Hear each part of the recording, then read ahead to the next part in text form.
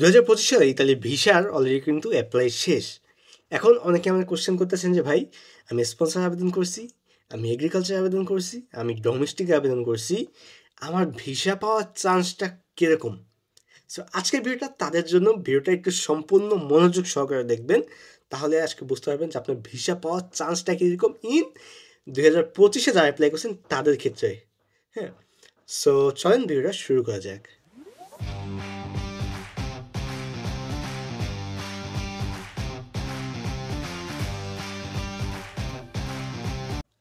আসসালামু আলাইকুম, আমি নাইম খান, ইতালি মিলান থেকে। 2025 যারাই আবেদন করেছেন না কেন অনেক সুন্দরভাবে আপনার ডোমেস্টিক বলেন, স্পন্সর বলেন, এগ্রিকালচার বলেন, সবগুলো বিষয় কিন্তু অনেক সুন্দরভাবে আপনারা এই বছর সাবমিট করতে পারতেছেন।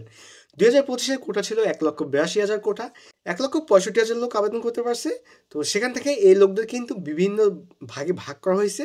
সো বিভিন্ন কোঠায় বিভিন্ন রকম ভাগে ভাগ করা হয়েছে। 2025 5ই ফেব্রুয়ারি, 7ই ফেব্রুয়ারি এবং 12ই ফেব্রুয়ারি এই 3 দিন কিন্তু আপনাদের ক্লিক ডে অনুষ্ঠিত হয়েছে। ক্লিক ডেতে তারাই অংশগ্রহণ করতে পারছে যারা নভেম্বর 2025 নভেম্বর 2024 1 নভেম্বর থেকে 30 নভেম্বর পর্যন্ত ফর্ম ফিল আপ করছে, তারাই কিন্তু এই ফেব্রুয়ারি মাসে ক্লিক ডেতে অংশগ্রহণ করতে পারছে। সো এখন আপনাদেরকে আমরা আজকের ভিডিওর যে টপিক, যে ভাই 2025 আমরা তো আবেদন তো করলাম, আমাদের নুরস্থ পাওয়ার চান্সটা কীরকম?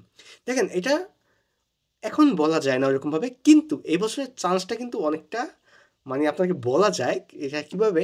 দেখেন, 2025 নিয়ম ছিল যারা একমাত্র ফর্ম ফিল আপ করতে পারবে, সেখান থেকে যারা অংশগ্রহণ, যাদের ডকুমেন্ট সব ঠিক থাকবে তারাই কিন্তু ক্লিক ডেতে অংশগ্রহণ করতে পারবে।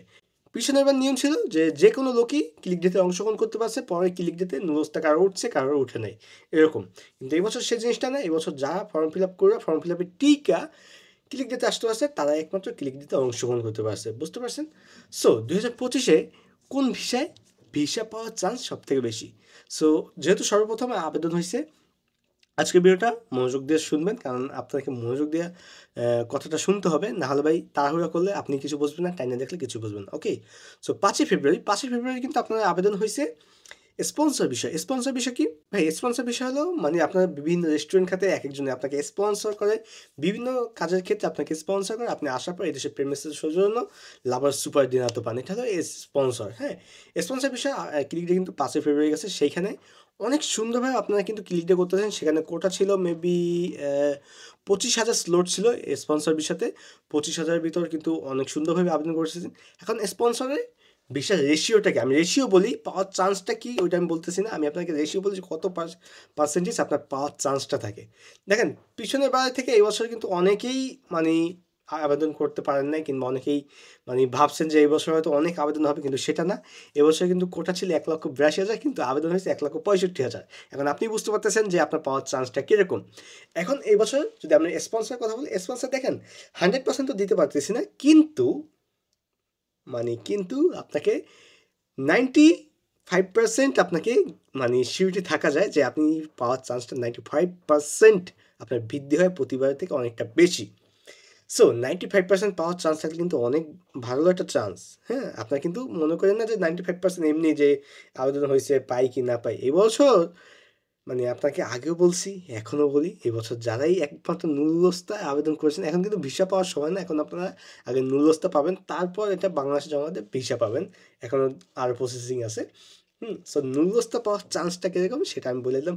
যারা স্পন্সর আবেদন করেছেন তাদের প্রায় 90 থেকে 95% পাওয়ার চান্স আছে, কারণ এবছর কিন্তু কোটা থেকে অনেকটা কম আবেদন হয়েছে, কিংবা কোটার সমান সময় আবেদন হয়েছে, অনেকটা বেশি আবেদন হয় নাই। হ্যাঁ, সো এইটার ক্ষেত্রে এটা কিন্তু স্পন্সর। এখন আমরা এগ্রিকালচার বলি, ডোমেস্টিক এটা লাস্টে বলতেছি। ডোমেস্টিক এটা আপনাকে ব্যাড নিউজ আছে। ওকে, এখন এটা তো স্পন্সর। এখন এগ্রিকালচার বলি, যেটা হলো আপনার সিজনাল ওয়ার্ক বলে থাকেন। হ্যাঁ, 6 মাস 9 মাস মেয়াদি যে বিষয়টা এগ্রিকালচার। হ্যাঁ, সো সেইটা হলো সিজনাল ওয়ার্ক। হ্যাঁ, তো সেটা পাওয়ার চান্স কীরকম? দেখেন, সিজনাল ওয়ার্কে কিন্তু কোটা ছিল 93,500 কোটা ছিল, তো অনেক বড়টা কোটা ছিল। সো এই কোটা কিন্তু বিভিন্ন ভাগে ভাগ করা হয়। হ্যাঁ? সো এটা কিন্তু এক ভাগে ভাগ করা হয় না, বিভিন্ন ভাগে ভাগ করা হয়। এই জিনিসটা মনে রাখবেন, এটা ভাগ করার পরে কিন্তু এটা নির্ধারিত হয়। সো এগুলোটা কিন্তু অনেক সুন্দরভাবে আবেদন করতে পারছেন আশা করি। যারাই আবেদন করছেন না কেন এবছর কিন্তু টাইম মেইনটেইন করতেছে না। প্রতিবার যেরকম একটা টাইম মেইনটেইন করে যে ৯টা ১ মিনিটে যারটা আগে করছে তারটা আগে ওইরকম না। এবছর যেরকম লোক লাগবে সে কয়জন আবেদন করতে আসছে, বেশি কোনো লোক আবেদন করতে নাই। প্রতি বছরের নিয়ম ছিল যে কোটা ছিল ১ লক্ষ ১.৫ লক্ষ কোটা ছিল। কিন্তু আবেদন করছে ৫ থেকে ৭ লাখ লোক। তো বাকি লোক তো ক্যানসেল খাবেই। কিন্তু এবছর কিন্তু সেই জিনিসটা হয়নি। এবছর যে কজন মানে কোঠা আছে সে কয়টাই আবেদন হয়েছে। সো এরকম জিনিসটা বুঝতে পারছেন? সো যদি এপ্লাইয়ের পর আপনার মালিক যদি কাগজপাতিতে কোনো ঝামেলা না করে তাহলে 95% আমি এগ্রিকালচার আপনাকে চান্স দিতেছি যে 95% আপনার পাওয়ার চান্স আছে। যদি আপনার মালিক কথায় না খেয়াল। এখন দেখেন অনেকে মনে করবেন যে নুলস্থ ওঠার পর কিন্তু আপনার নুলস্থ ক্যান্সেল হয়। এটার কারণ কি জানেন? এটার কারণ হলো মালিকে যে এতদিন ভালো ছিল, হুট করে তার একটা কোনো গাফিলতির কারণে এখানে আপনার নুলস্থ ব্লক হয়ে গেছে, রিভুয়ার করা হয়েছে। এটা এরকম অনেক ইতালিতে নুলস্থ ওঠার পর নুলস্থ ব্লক হইতেছে, হ্যাঁ নুলস্থ বাদ দিয়ে দিয়েছে খান। ওই যে মালিক শুধু আপনার অ্যাপ্লাইয়ের জন্য তার সব কিছু গুছায় গাছায় দিছে, কিন্তু যখন আপনার অ্যাপ্লাই হয়ে গেছে মন চাই করছে কি আবার সে সে তার ধান্দামি শুরু করে দিছে, এখানে আপনার কাগজ একটা বাস খেয়ে গেছে। এরকম অনেক হয়েছে ইতালিতে।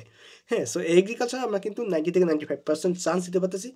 কিন্তু ডোমেস্টিকে এইটাই কিন্তু একটা ব্যাড নিউজ আছে, সেটা হলো ভাই দেখেন স্পন্সর এগ্রিকালচার যে কয়টা কোটা ছিল সেই কোটা অনুযায়ী আবেদন হয়েছে, বেশি আবেদন হয় নাই। কিন্তু ডোমেস্টিকে এবছর প্রায় মানুষ মনে ভাবছে কি যে ডোমেস্টিকে একটা খেল হবে, ডোমেস্টিকে এই জন্য প্রায় মানুষ ডোমেস্টিক আবেদন করছে। এখন দেখেন ডোমেস্টিক কোটার থেকে বেশি অ্যাপ্লাই হয়ে গেছে। অ্যান্ড ডোমেস্টিকে কোটার থেকে বেশি যদি আপনি অ্যাপ্লাই করে থাকেন কীভাবে সম্ভব বলেন? এখন স্পন্সর এগ্রিকালচার এবছর আগের মানে প্রতি বছর থেকে অনেকটা কম হয়েছে। মানুষ ভাবছে কি এবছর ডোমেস্টিক একটা খেল দেখাবে। আর আমরাও প্রথম থেকে শুনতেছিলাম যে ডোমেস্টিক এবছর একটা খেল দেখাবে, কারণ এবছর ডোমেস্টিক কিন্তু নিজ নিজ মালিকানায় আবেদন করতে পারছে। ধরেন আমার আয় আছে ২৪,০০০-এর উপরে, আমার ফ্যামিলি আছে ২৪,০০০-এর উপরে, আমার বাৎসরিক আয় আছে, আমি কিন্তু একটা লোক আনার জন্য দোমান্দা করতে পারবো। এরকম একটা অপশন ছিল যেটা প্রতি বছর ছিল না। সে বছর কিন্তু ফ্যামিলি এইটার কারণে একটা মানে খেল দেখা দিচ্ছে ডোমেস্টিক বিষয়। ডোমেস্টিক বিষয় ভাই পাওয়ার চান্স আমি বলতে পারতেছি না, কারণ এটা কোনো আমি সিউরিটি দিতে পারতেছি না। এখন তো আমাদের কাছে ফুল লিস্টটা আসে নাই যে কোন বিষয়ে কতজন আবেদন করছে, কোন শহরে কয়টা আবেদন করছে। এটা ইন ফিউচার খুবই সুন আমাদের কাছে চলে আসবে। ওয়েবসাইটে যদি আপলোড দেওয়া হয় আমরা সেটা নিয়ে আপনাদেরকে জানাবো। সো এই ছিল আজকের ভিডিওটা। আমি ডোমেস্টিক বলতে পারলাম না কারণ ভাই এটা আমার নিজের আইডিয়া নাই, হ্যাঁ, কারণ এটা আমি যতটুকু জানি যে এটার কোটার থেকে আবেদন বেশি হয়েছে। সো এই জন্য আর কি বলা হইতেছে যে এটা পাওয়ার চান্সটা অনেকটা কম, কিন্তু আশা করি যে এইটাও একটা 90% কিংবা 80% আপনার চান্স ধরে নিতে পারেন। সো এটা আমি বেশি গ্যারান্টি দিতে পারতেছি না। দেখেন যে বিষয়ে আমি জানি না সেই বিষয়ে আপনাকে শেয়ার করি না। সো ভালো থাকেন, সুস্থ থাকেন। ইতালি মিলান থেকে আমি নাইম খান। এরকম ইন্টারেস্টিং ভিডিও দেখতে হলে আমার YouTube channel creation of Naim Khan, the Khan squad, এই দুইটা পেজকে আপনার ফলো করে দেবেন। দুইটা পেজের লিঙ্কই আমি ভিডিও ডিসক্রিপশন বক্সে দিয়ে দিব। এবং যারা ফেসবুক থেকে দেখতেছেন আমার ইউটিউব চ্যানেলকে সাবস্ক্রাইব করে দেবেন। ইউটিউব চ্যানেলের name creation of Naim Khan. So এই দু জায়গায় সাবস্ক্রাইব করে রাখবেন। আপনার ইতালির নেটে মানে লেটেস্ট নিউজগুলো আমরা আপনাকে প্রোভাইড করে থাকি। তো ততক্ষণ ভালো থাকেন, সুস্থ থাকেন। দেখা হবে পরবর্তী ভিডিওতে। আল্লাহ হাফেজ। ইতালি মিলান থেকে আমি নাইম খান বলছিলাম।